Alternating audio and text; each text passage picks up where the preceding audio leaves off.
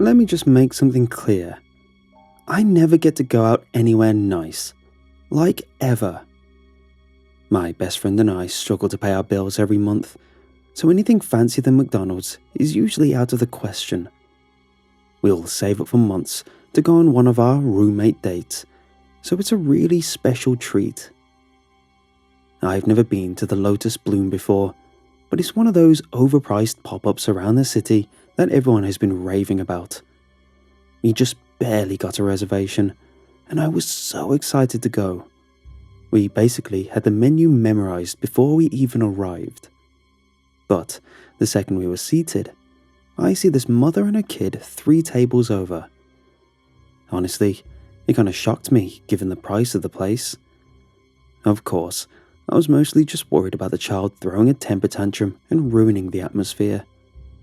I mean, look, I'm not a huge kid person, but I don't mind them when they're well behaved, or at least in places they belong. I'm not going to give you the stink eye if your brat is screaming in the middle of Chuck E. Cheese, but this is a nice place with no kids menu and a $40 per plate minimum. Like, who in their right mind takes a little kid here? I tried not to look over, but Steph was obviously annoyed too. The girl looked about 6 or 7, so I thought maybe she was too old to throw a fit at a restaurant, but I didn't count on it. It was just a knee-jerk reaction, you know. I was on edge, anticipating having to deal with another parent who just didn't give a crap if their precious poopsie was bothering the other guests.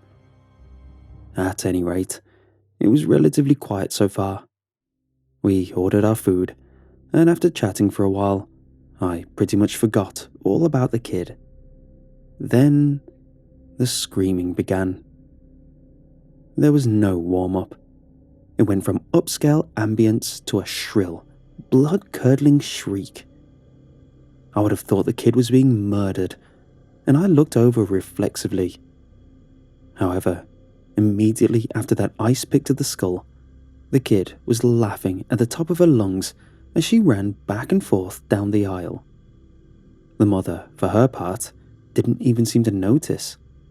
Totally detached, staring off into space. So, we all have to deal with it while the mom just blocks it out.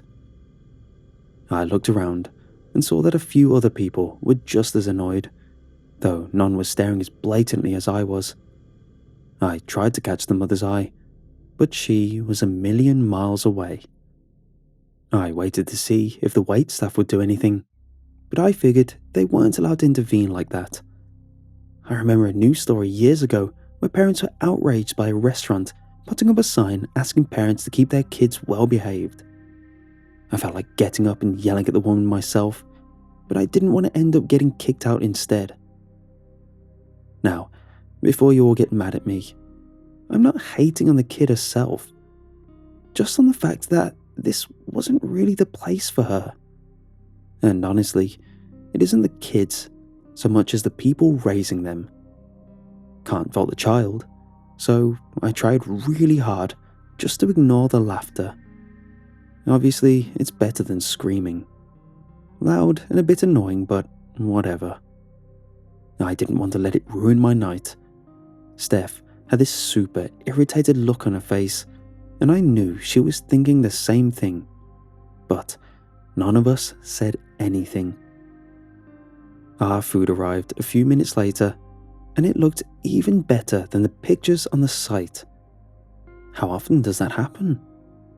For a second, I was too focused on my meal to stress over an unruly child. However, I barely had a fork in my hand when the little girl started shrieking again. I jerked my head over and saw the kid standing next to a table, staring right at her mother and screaming in rage. Again, the mother didn't respond, even when the little girl started knocking cups off the table. The tantrum escalated as the girl began pushing chairs over, but her mom just sat there like nothing was happening. I couldn't believe she was that passive about her kid's behavior, and I tried to catch a gaze so that she would know it. But that was when I noticed the mother's expression. Like, really noticed it. She wasn't just a little spaced out. It was like she couldn't hear the kid at all. In fact, her eyes were kind of glazed over, and for the first time, I saw how pale and exhausted she looked. Maybe that's normal for a parent with a difficult child, but this just seemed different. The sound of shattering glass made me jump, and I realized the girl had managed to break a plate. That was when a server finally approached.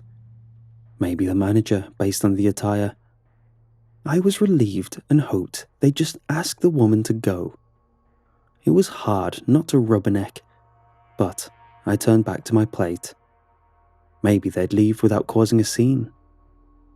But when the girl screamed again, it was like a shockwave through the restaurant. My water rattled, and Steph and I looked at each other.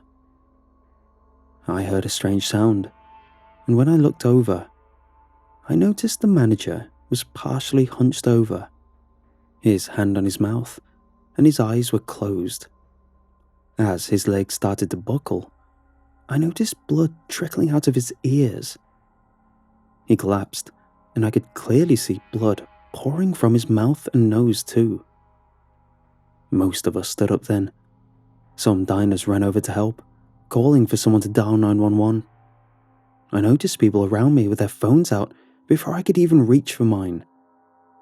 But seconds later, the girl was screaming again, and all of the people who'd been trying to help the manager suddenly cried out in agony.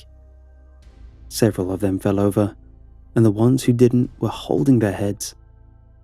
I noticed that they all had blood trickling from their ears, some from their noses too, even their eyes. I stumbled back and knocked over my chair. Steph was up now too, and we were inches away from the scene. The girl screamed again, and several of the patrons screamed with her as blood gushed from their mouths, eyes, and ears. The rest of them hit the ground. Some of them had their eyes open, unblinking, dead-eyed, like the mother. The little girl turned to face the rest of us, her face red with rage. I can't remember clearly what happened after that. I recall people screaming and pushing, rushing to the doors. Steph and I were just far enough back to avoid getting trampled as tables and chairs and people alike were shoved out of the way. When the girl screamed again, all I could hear was ringing. I cringed and grabbed my ears. They were wet. For a moment, my vision swayed, and I thought I might pass out. Beside me, Steph had fallen to her knees. I gritted my teeth and grabbed her by the elbow, hurrying to the exits as fast as I could. But when I got there, I saw people freaking out, banging on the doors and windows, unable to open them.